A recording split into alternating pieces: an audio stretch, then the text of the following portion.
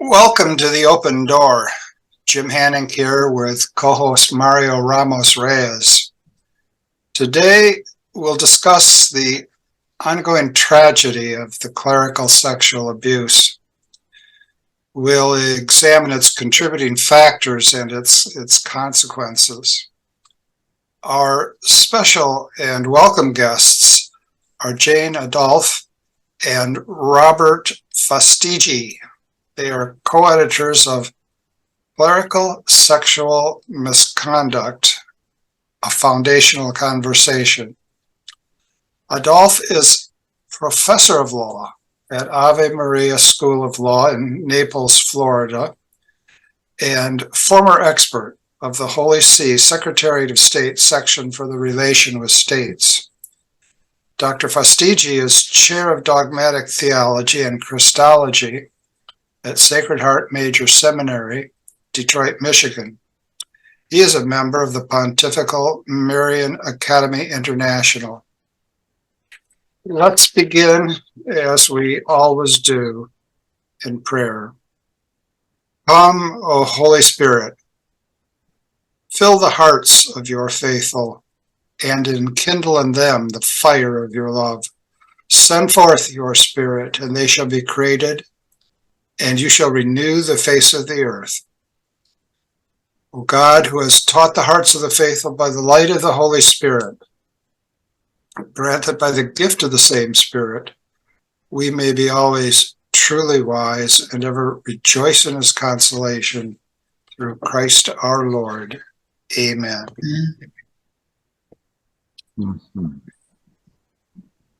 Professors Jane and Robert, if we may, could you begin by telling us how you came to be co-editors of this terribly important book? Well, maybe I'll start. So I was working as a expert for the Holy See inside the Secretariat of State second section, and that's with relations with states. And I was doing work on the Convention on the Rights of the Child, and the Holy See has to, according to its ratification of that convention, submit reports. And so one of the elements of the reports was following sexual abuse cases due to that convention and what the Holy See had to report. And I guess it was in 2018, or maybe even, I think it was in January 2018. It was right after the Me Too movement, and I had asked my superiors, or basically suggested that we do something about sexual harassment in the church, in terms of policies or something, even in the Roman Curia, but I didn't think it was going to be a clerical male on female issue. I thought when it hit the church, it was going to be a male on male issue. And I don't think they knew what to do with that comment. And then these situations hit the paper, and it was in Chile where you had a kind of a situation with seminarians, and a Bishop Barros had been appointed by the Holy Father, and three victims that were seminarians, former seminarians, had said that he was present when he was abused by a certain priest who had been punished by the Holy See by that point. And then the second situation happened a few months later with Honduras. And Honduras, it was a situation of seminarians complaining about a homosexual subculture.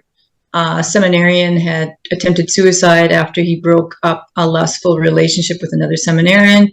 And then the third case that hit the papers that same year was the McCarrick scandal. And at that point, I advised the Holy See, because I was wearing two hats as a professor and as an expert for the Holy See, that I was going to do a conference in Naples, Florida.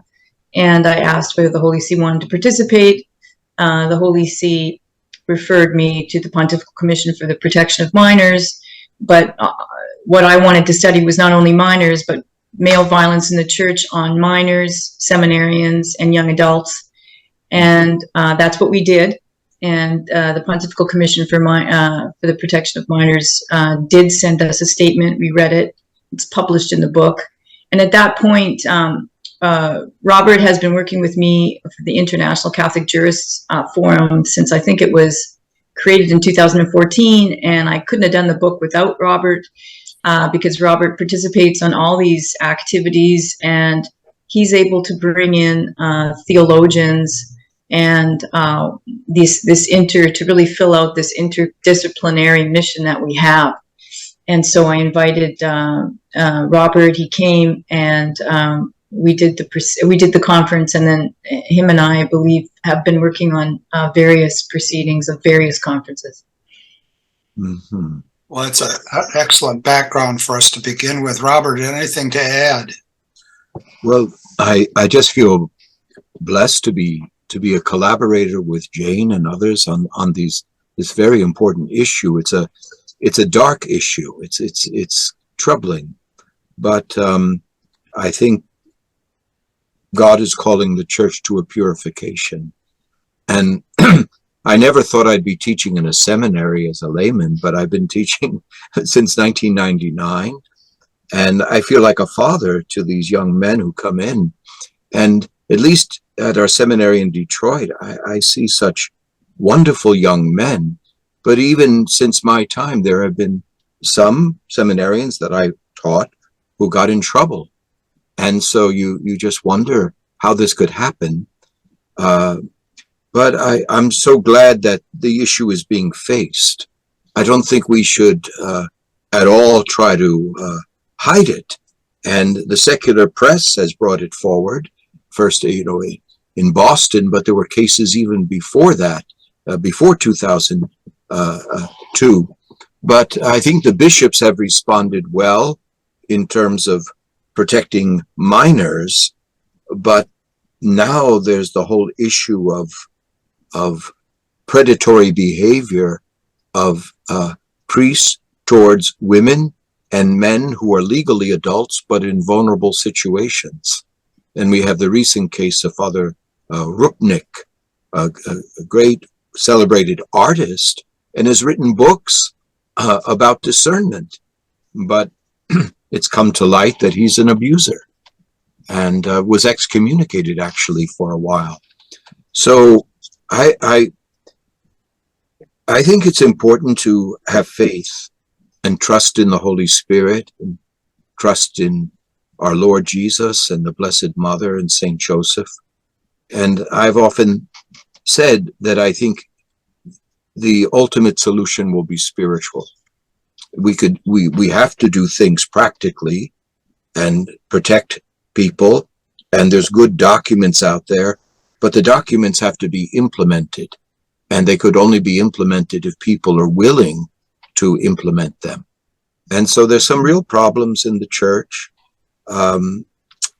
like Jane mentioned, homosexual subcultures. I think we have to be honest about some of this, but it's coming to light, and we just pray that there will be a purification. Thank you. I'm glad that you both have mentioned the abuse of adults. I know one of our regular audience participants was very interested in that question, and perhaps we can return to it. Mm-hmm. Mario, what next here? Well, I think that the topic is very emotional in many ways. One of the questions that people ask, and also I ask myself very often, is that what were the main factors that contribute to this abuse? I know there may be many over the years, not only what you said in Boston, but before that. Mm-hmm. What would be, you can illuminate us about those factors? Yeah. Well, I wonder, the book itself, just to give you an overview before I answer that question, the book is really divided into 4 sections. And the first part is dealing with the social, basically the empirical data on male violence. And then the second part deals with contributing factors. extra-church and inter-church influences. The third part deals with legal and policy issues. And the fourth part is very hopeful because it deals with charting the course forward, biblical, theological, and pastoral reflections. On the contributing factors, extra-church and inter-church influences, Monsignor Piotr Mezkiewicz, who's with the Cardinal Wyszynski University in Poland, did a great article on the roots of the clergy sexual misconduct. He gets into Marxism and a various amount of factors, ordination of priests with deep-seated homosexual tendencies, or those that have embraced the gay culture. He also talks about Eucharistic problems, a lack of respect for the Eucharist. And he goes on and gives a long list and includes various Marxist thinkers that have infiltrated the church with their thinking. There's also an issue of Alfred Kinsey in the 1940s. He's basically created a sexology, which is basically something that has been debunked by Judith Reisman, bless her soul. She died during the COVID outbreak, and she had spent her life basically revealing the flaws in this guy's sexology expertise, so-called, to the point that she argued that he was actually a criminal because of his research on children. And so there's a number of factors, and I recommend that chapter. And another chapter that was done in that part was done by Russell Shaw on clericalism. And he had spoken about clericalism as an element of it, as not respecting the personal vocation of laypersons. And he basically said that this is one of the things that can be used to cover up situations where you hide the priest, you do not report him, and it's not the cause per se, is what his argument is. More of the causes would be that, or contributing factors that Monsignor Piotr had talked about. And the chapter that I wrote was really a comparative chapter between Cardinal McCarrick and the two major predators in the United States, Larry Nassar for the Olympic team, gymnastics team, and Sandusky, who had been an assistant coach at a very influential football program, and he was molesting children under 10 and over 10. And Nassar, it was women, girls and women.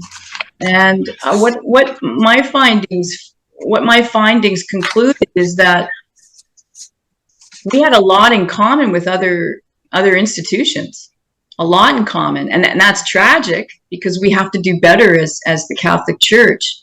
But you can't call everything that the Catholic Church is clericalism. Mm-hmm. And that was one of my findings. And the second one is I went through the report of the Australian Commission on the Church.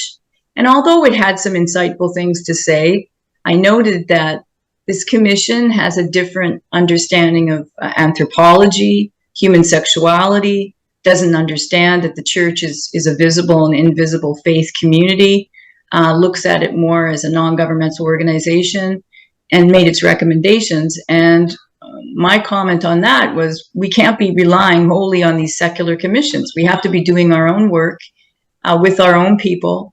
And certainly some of these commissions have something good to say, but we can't wholly leave it in the hands of secular persons. And so that's basically that section of the book in a nutshell.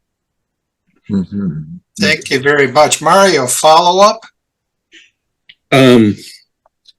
Well, what is interesting are the roots, intellectual roots of those factors. But it seems to me that if you are Catholic, you just enroll in a Catholic institution, you may be receiving a Catholic worldview. And so your formation is following a particular pattern. You may be open to other views, but still you are being formed in the tradition of the church. Now, I know by a fact that many institutions, when you go, the formation you get is not precisely the Catholic one, rather the a different one, let's put it this way. And so, and I think that continues in many institutions. So how then we can claim that we are preventing this from happening when the just intellectual roots are still there and they are flourishing in many places? Mhm. What is your reaction to that? Yeah, I appreciate that question because I've wondered about it myself. To what extent has bad theology, especially bad moral theology, contributed to this? And I think to some extent it has. Now, a good number of the abusers were trained before Vatican II, and they were in what we would consider, very conservative environments with basic good theology. But then when the doors opened and things started to, when there was this newfound freedom and indulgence, then maybe their inhibitions went away, and they acted upon some impulses to sin, to abuse, which might have been there, but it kept intact. So I know I wrote a chapter about clerical continence and celibacy, and there's some people who react. Well, they say, well, the problem here is celibacy.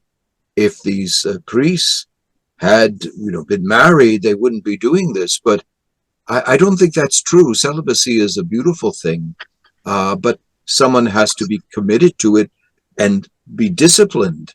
And we don't have comparative studies of groups that Christian communities, churches that have married priests, married ministers, but there's abuse that takes place there. I mean, we just look in the secular world. Most abusers are often married people, married men, married women, stepfathers, boyfriends. And so it seems simplistic to blame it on celibacy. The statistic that bothered me about the John Jay report was that 81% of the victims were male. And most of them were not prepubescent. So they were 13, 14, 15, 16, 17. And so there's that some of these priests were really homosexual predators. Now, I know Archbishop Chicluna, when he was asked about this in a conference, said, I don't want to blame, I would never want to blame one single group, but the statistics are there. And I don't think a healthy heterosexual man would want to prey upon an adolescent boy.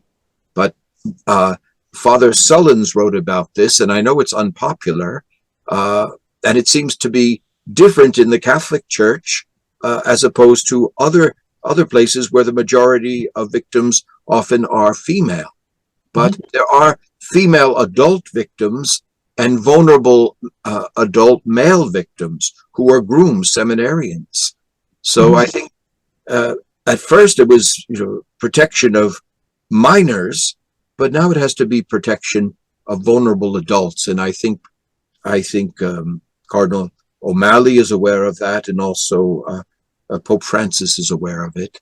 But I don't think we'll ever be able to have to eradicate every case of sin and abuse in the Catholic Church. I mean, sin has been with us a long time. And, in the 11th century, you have St. Peter Damian writing the Pope and outlining all of these horrible things that priests were doing. So it's nothing new. St. Paul had to give warnings to the Corinthians who were living, living a kind of still hypersexual life, even though they had received the Lord and been baptized. So we'll never, the Church, as Vatican II says, is holy, but always undergoing purification. Sancta simul et semper purificanda. So we keep that in mind, but we have to be on the side of purification, and not on the side of hiding the sins and covering them over. I think there was clericalism did play a role, or some bishops or religious superiors. They were just, the first thing in their mind was not the victims, but it was the institution or their reputation. And this is really wrong. I know one very good bishop, Bishop Boyer. He said whenever a bishop has to talk about sex abuse, the first concentration has to be on the victims. And I think, like most dioceses now, at least in the United States, which they do have a mechanism to report cases of abuse. And I just was looking this morning at, there's a yearly report.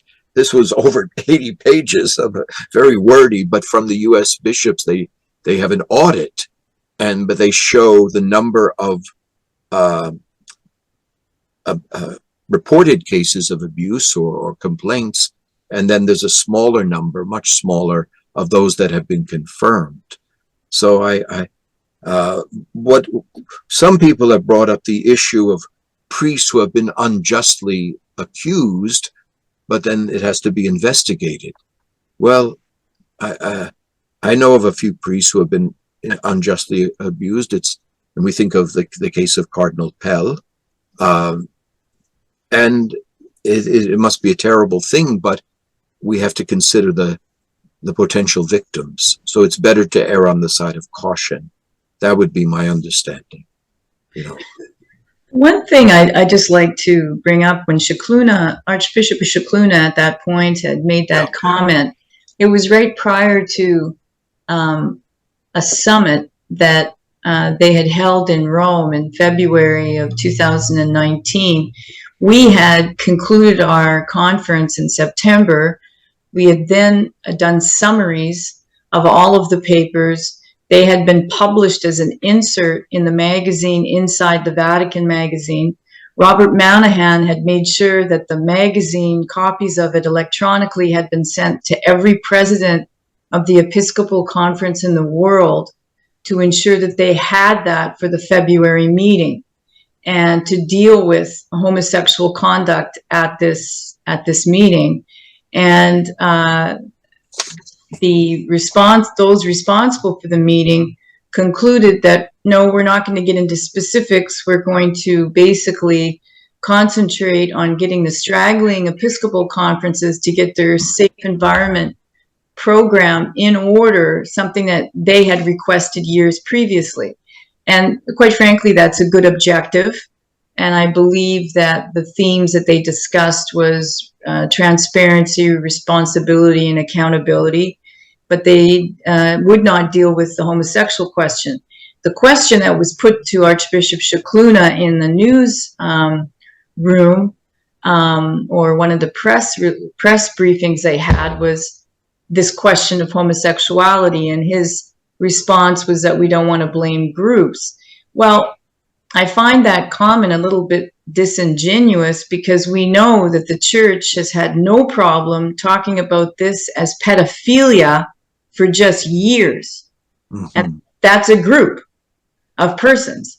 And the reason why it's pedophilia is because you've made a conscious decision to separate those suffering with pedophilia from those that are acting out homosexually.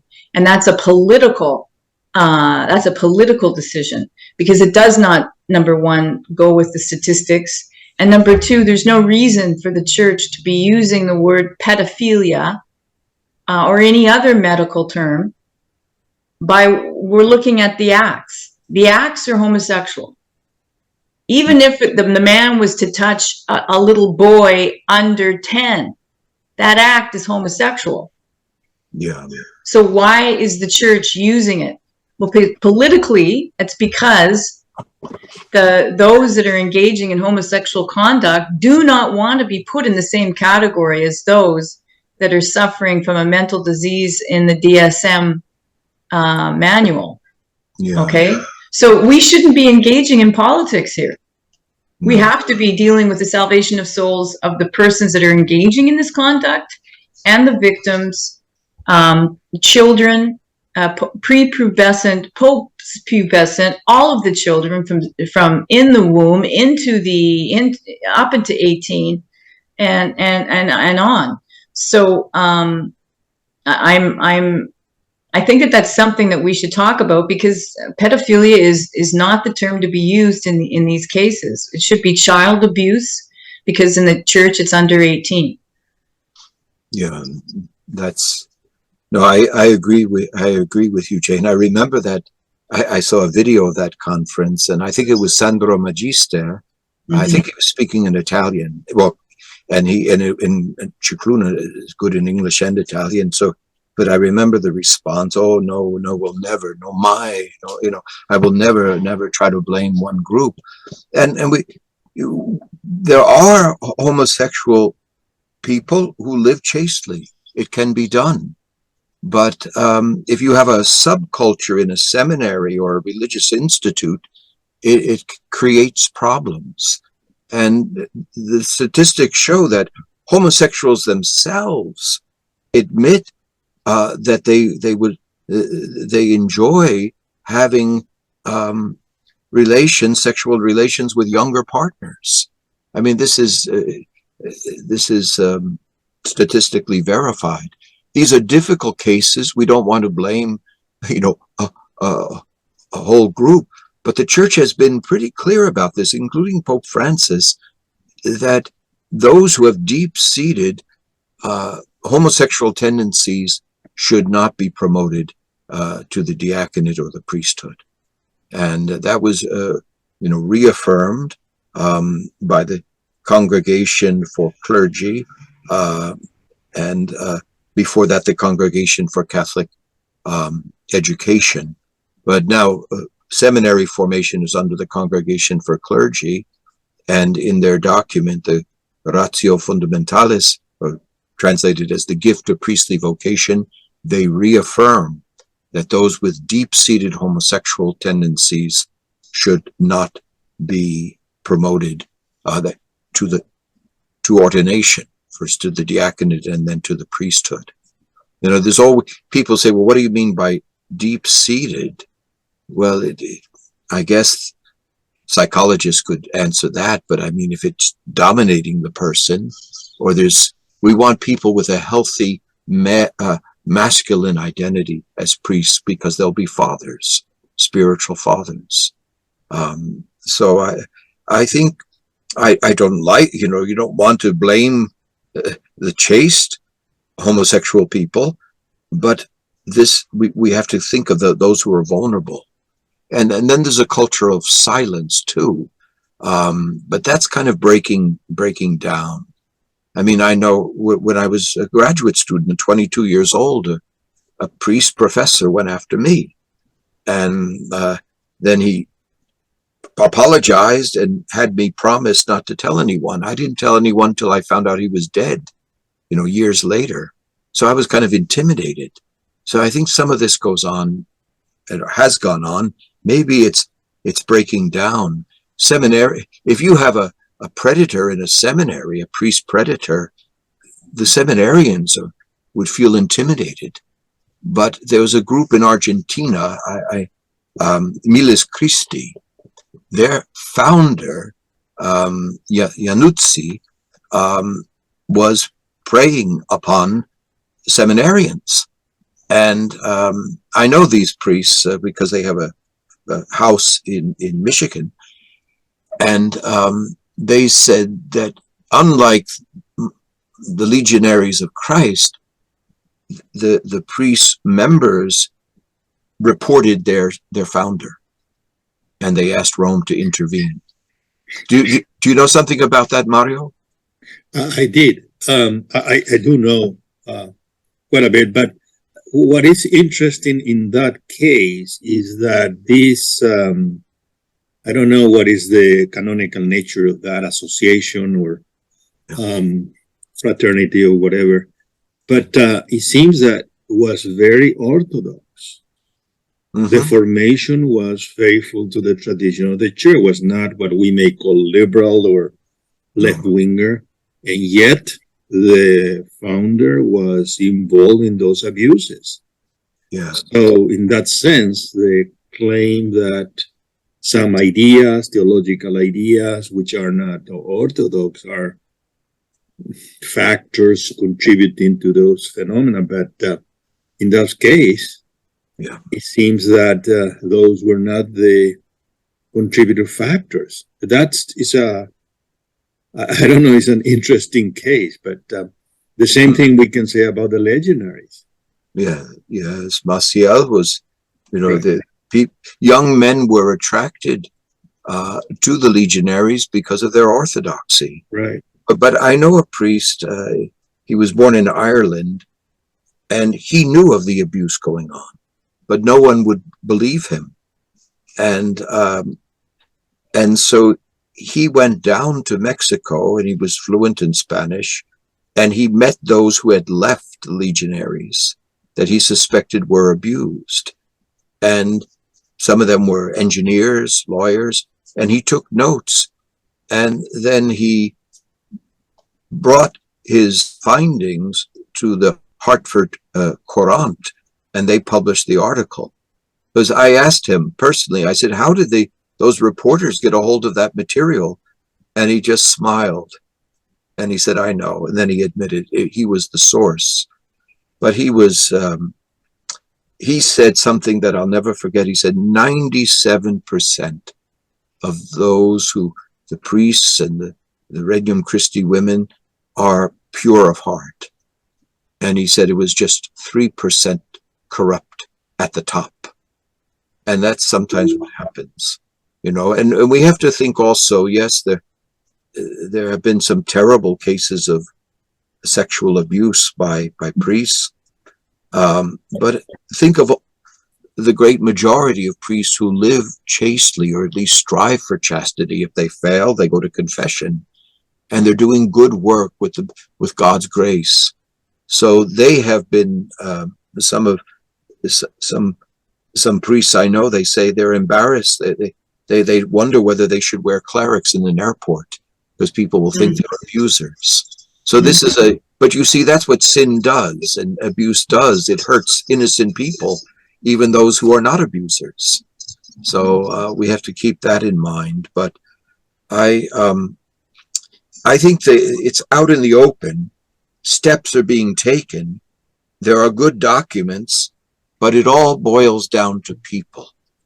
And the people who are forming priests have to be faithful, have to be chaste themselves, because we have to be models. Even I'm a layman, but I have to be a model to these future priests. Right. I have to show them the love of the church, the love of Christ, the love of the Blessed Mother of Saint Joseph. So I have to be faithful to my prayer life, and it's a great honor to teach them. I sometimes feel like I'm inadequate for this, but we rely upon the grace of God. And what inspires me is to see so many young men who, they're good looking. It's not like they couldn't find a wife, but they're just on fire with love of Christ. So I get encouraged by that. And so we could lose heart, but we have to think of the saints. One priest said every era of church history has terrible sinners, but also great saints. There's never been a century without saints. So I think of John Paul II when he wrote his apostolic letter, women cannot be priests ordained to the priesthood. He just said, really, we must remember there's the hierarchy in the church, is the hierarchy of sanctity. That's the real hierarchy. And Pope Benedict XVI, God rest his soul, when the Italian press was complaining about too many saints. They said the church is turning into a saint factory. he had a very good response. There can't be too many saints. You know, that's the lifeblood of the church, is the Holy Eucharist and sanctity. And I think one of the things that we have to recognize is right now on an international level, there is a promotion of gender ideology as the new world ethic, with those that are promoting a new form of governance, public-private partnerships. And this is the ethic. And to be included as one of the global partners, you have to embrace this ethic. And there seems to be some people in the church that want to promote, even though Pope Francis, there is a document about gender ideology, and Pope Francis has been very forceful against it, as was Pope Benedict XVI. We do have people in the church at very high levels, including cardinals, promoting this type of thing, and which includes, LGBTQ, and I think there's a number of other acronyms that they use, and it just keeps on growing. Now, and that gets to the idea of accompaniment. Well, at this point, you're starting to, at this point, we're at an important juncture, because we have to admit that 81% of the victims are male. Those statistics from the John Jay study has been reaffirmed in every commission that has been done at the state level or a grand jury reports. It always comes out the majority of them male. So at the same time that we have this going on, we now have a movement in the church to almost promote homosexuality as a good. And this is a cultural and legal trend that's now coming down from the top level of the Holy See in the Roman Curia. And that will affect how we can actually deal with this from the perspective of the salvation of souls from the abusers and the victims, and how we can protect the victims. And so that's something that's of great concern. Yeah, it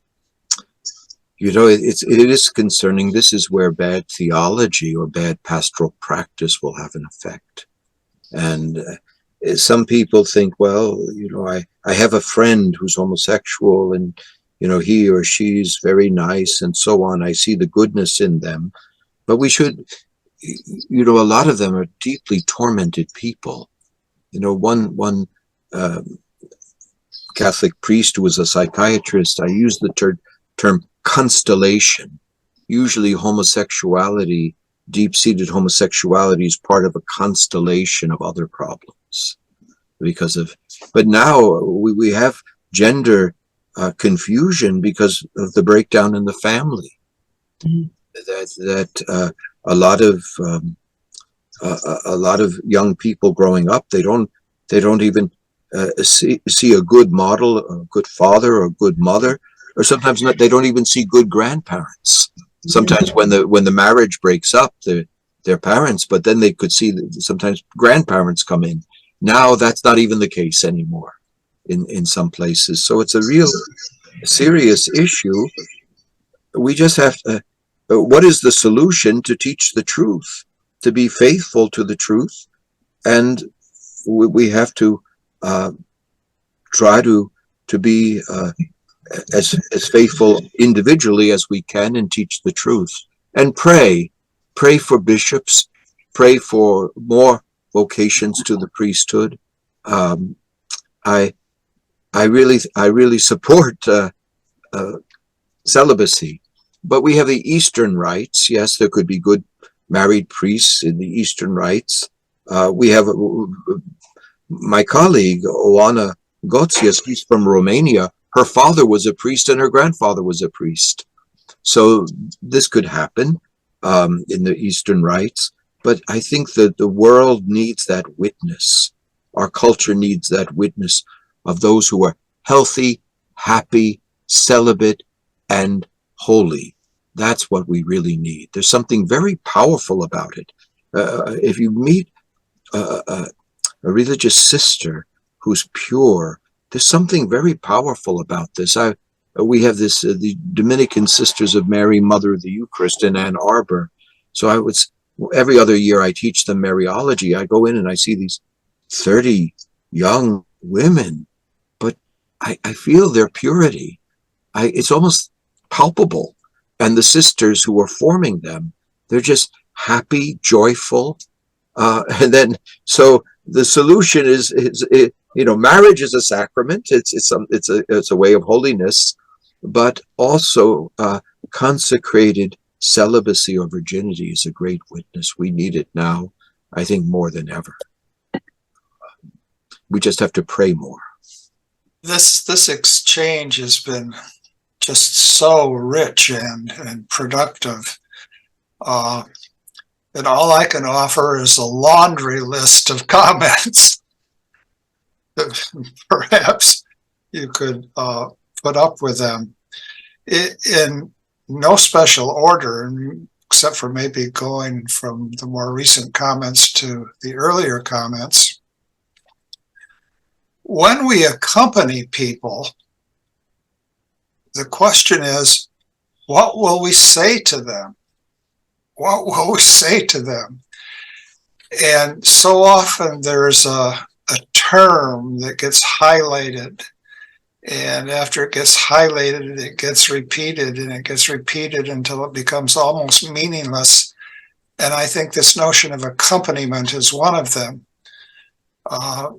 Jesus accompanied the disciples on the road to Emmaus, but he had plenty to say, and we need to know what we have to say. And of course, what we have to say is always what the truth is. And then mention has been made of what should I call it? I'm not even sure. Strange, almost addled comments by leading churchmen.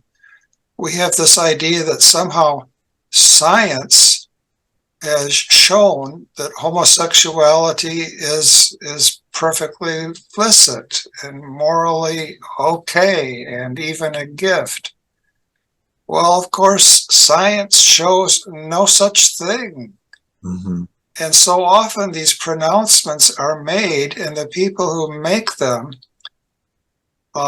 refuse to give any kind of supporting argument. Mm-hmm. And I think oftentimes they refuse to give any kind of supporting argument because they don't have one. They don't have one. Mm-hmm. And so the chapter, just if I could just... Sure. Yeah, the chapter by Dale O'Leary is really a chapter in the first section, and it's about addressing all of these myths. And she goes back to read actually the books of those that are acting out homosexually and what they have to say of what happened to them when they were young people. Yes, yes. And it's a pretty powerful chapter, I think. Yes. And then there's also this habitual kind of line, the Holy Father is aware of this.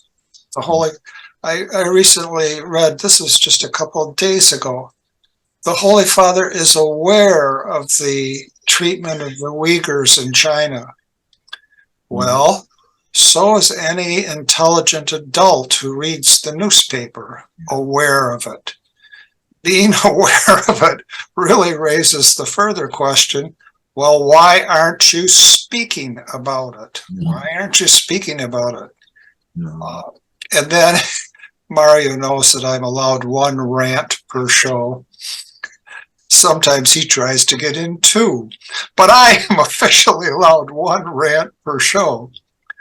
I suppose when we're looking for factors, deep down is the Latin truth, tamquam leo rugiens. Your enemy, the devil, goes about like a roaring lion. Mm-hmm. And to his credit, Francis hasn't been hesitant to mention that. Mm-hmm. And then when we explore all these issues, another expression comes to mind, and this is from a great mentor of mine, Elizabeth Anscombe. Mm. And she, from time to time, would refer to the endless twistiness of the human mind, which is, I suppose, a way of saying that the fall includes us, the endless twistiness of the human mind. But three other things, if you could bear with me, and then I will forever, at least for 5 minutes, hold my peace. I don't see that Marxism has, you mentioned Marxism early on, I don't see that, apart from, of course, Marxism's utter failure to address sexual ethics in any kind of constructive way, I don't know that Marxism really has much to say or much involved in what happens in the United States among the clergy in the United States. And then, to my ears, while I recognize what clericalism amounts to, it's a kind of suck-up syndrome that manifests itself in a certain smarminess on the part of all involved in the suck-up syndrome. Here in the United States, in academic life, in my academic life, it's not so much clericalism that comes to the forefront, but it's a rigorous, hostile anti-clericalism, sharp and continued anti-clericalism. And I'd like to have some acknowledgement of that. I mean, things are such a ferocious, fetid, how's that for alliteration that doesn't make a whole lot of sense, a fetid mixture of things. It's really hard to sort them out. And then let me end with this. Just in the last maybe 2 or 3 weeks, there's been a lot of attention shown to, and Stephen White, Catholic University of America, has been very good on this, and I think he's a very astute commentator. Stephen White has done a comparison of abuse in the Chicago public school system and abuse in the Catholic Church, and how while we grieve over the abuse in the Church, we have been so much better at addressing it than the Chicago public school system has been. And a few people will make that point, a few here and there, but it won't be center stage in the media. The closest we've gotten to any kind of media honesty with regard to this is the terrible, terrible failure of the Boy Scouts of America in this regard. At any rate, it's a laundry list of comments that I just made, but every once in a while I offer such. Mario, would you like to get us focused again? Well, after this rant, okay. Let's move on. That's not a capital R, it's lowercase r.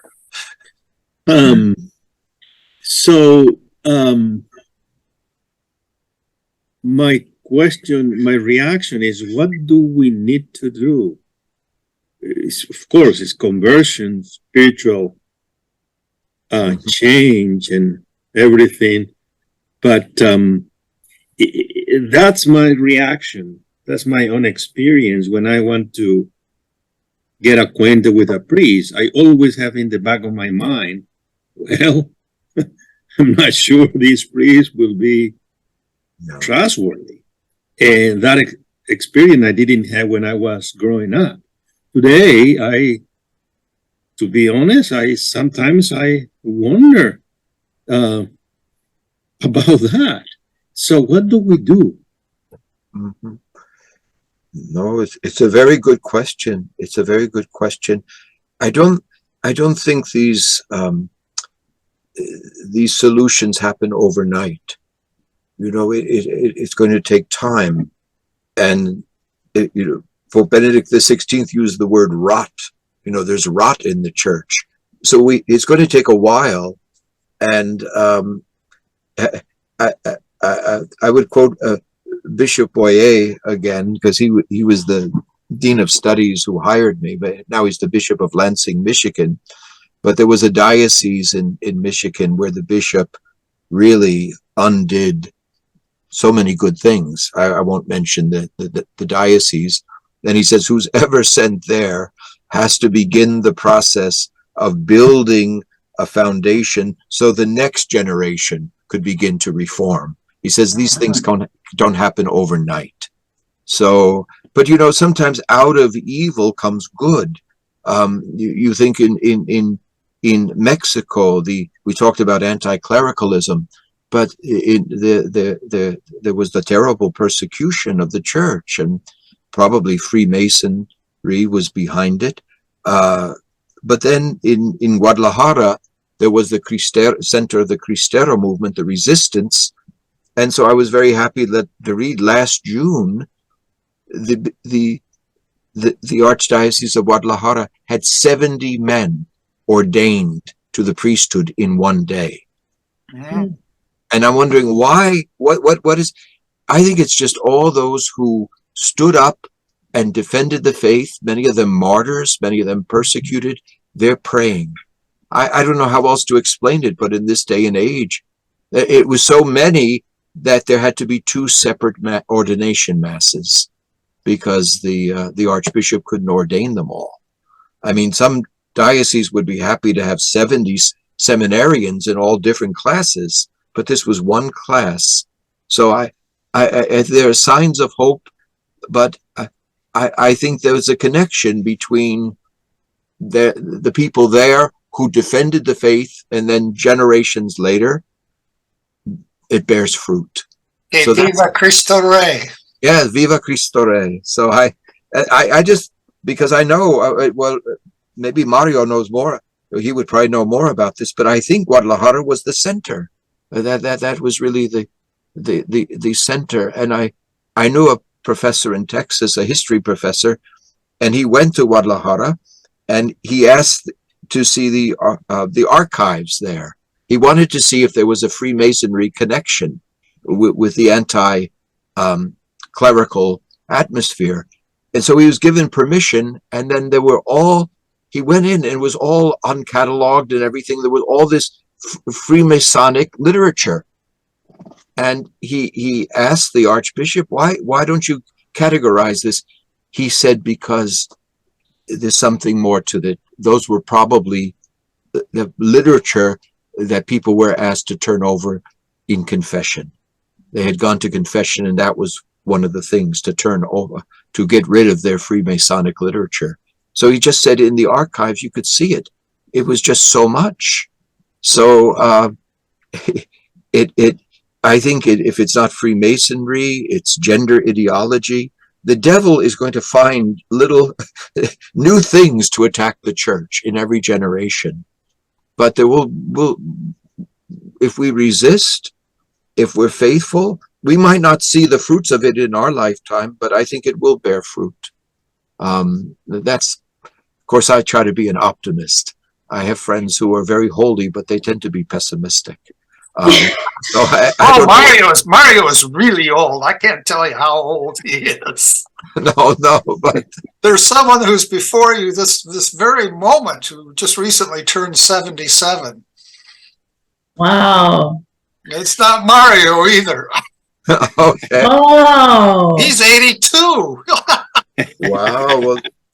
Well, young. Wow. But he works out every day. It's really admirable.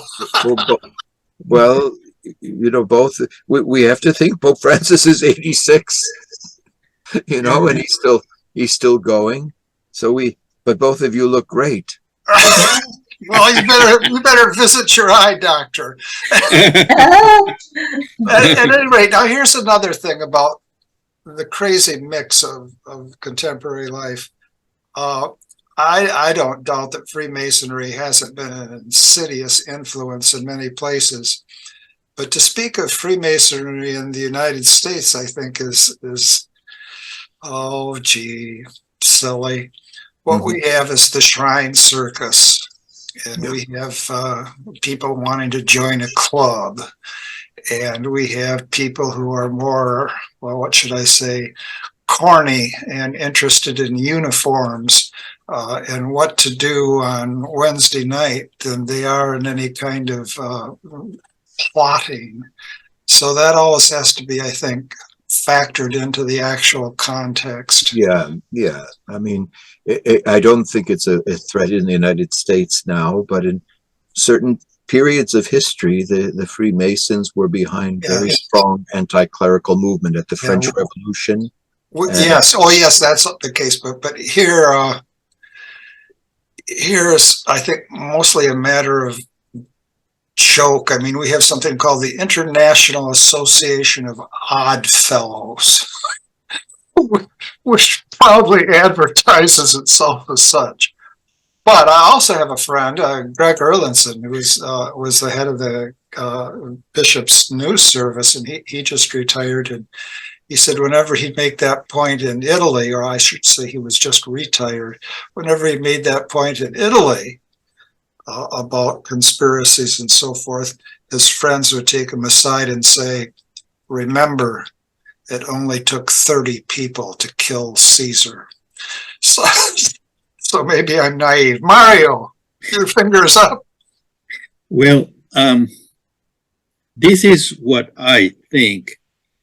We often spend too much time in blaming others, which may be true, but we need to look at ourselves. What are we doing? Mm-hmm. And what I see is a collapse, catastrophic collapse of Catholic intellectual identity. Yeah. I always say, jokingly, there is no salvation outside Thomism. How many bishops really know what Thomism is? Mm-hmm. Plenty of criticism against scholasticism here and there, and yet it gives us a framework from which we can understand theology, philosophy, canon law, history of the church, tradition of the church. As time passes, I'm more convinced about that. Mm-hmm. And so how in the world we want priests to be solid when they lack their foundation? And that has to do with their education, Catholic education. Universities, which are claimed to be Catholic, are not in the sense they don't have these people who can provide a solid foundation. I'm not saying close to the Middle Ages. I'm saying a vibrant Thomism which can understand the issue of the day and thinking in a very reasonable way. Just a couple of weeks ago, 3 weeks, I don't remember exactly, in Chile, one of the universities, not a Catholic university, it's National University, there was a master thesis defending pedophilia. Oh. Based on what? Will, human will. We decide. It's just not the view of law as coming out of human reason, like the traditional Aquinas view and Aristotle and so on. So the whole craziness of that sense of freedom where your will determine reality is out there. And the issue is not that that is being taught at public places or public institutions. It also has filtered down into the Catholic institution. No. And so unless we start addressing this issue, I'm not saying it's the only one, but I'm saying it's key in order to understand how we can make claim against that ideology, another ideology, and we need competing claims. And to me, the model of that was Ratzinger. Ratzinger was the one who was engaging with Habermas, with any other thinkers, reasonably, without attacking them, without getting into a war. No. Reasonably, he was proposing this is the way that we think, and this is reasonable, and so on. So much so that many people, like Habermas himself, acknowledged how solid he was. And so that I think is the root that we have abandoned, or most of the even bishop, I would say, have abandoned. And so, and to me, that is not very encouraging, even though I think some people are doing that, in some lay thinkers are proposing slowly to recover this patrimony, which is, to me, is extraordinary. Oh. Well, that was my rant for today. No, I fully agree with you. Thank you for that, Mario. I could report that in the new program for priestly formation, they do encourage the study of St. Thomas, both in philosophy and theology. Now, again, you could put it there in a book, but people have to, enforce it. You have to have people who know St. Thomas and love St. Thomas. And they, this year will be the 700th anniversary of his canonization. He was canonized in 1323. So there are some congresses that are being organized. There was a big one in Rome, but yes, it's funny that Pope Francis, Pope Benedict XVI said he was more of an Augustinian than a Thomist. But when he gave his general audiences on St. Thomas, it was clear he understood him perfectly. Right. And John Paul II was a Thomist, but he brought in some phenomenology, but he did it with such, always with the faith in mind. So, I mean, I have, if someone is a Bonaventurean or a Suaresian, but the faith has to be central. We have all these wonderful teachers of the faith and great mystics. But you're right. I think that we have such a great treasury of Catholic intellectuals. Maybe there are signs it's coming back. We have, but it's small. But the universities have to turn around. They compromised back in the late 60s with that Land O'Lakes document. I don't know, even in Rome, I've heard reports of priests who've studied there. They said in the 70s and 80s, even the pontifical universities had dissidents teaching. And now maybe things have gotten a little better, but not at the John Paul II Institute, as Jane and I know, and my colleague Oana, who was fired. So there's there are some signs of falling back, and you think I've been doing research for this paper on dissent, but when you think about that birth control commission, Paul VI added all these people, and you had cardinals pushing for a change in church teaching. I think just the Holy Spirit got a hold of St. Paul VI, and he held the line. But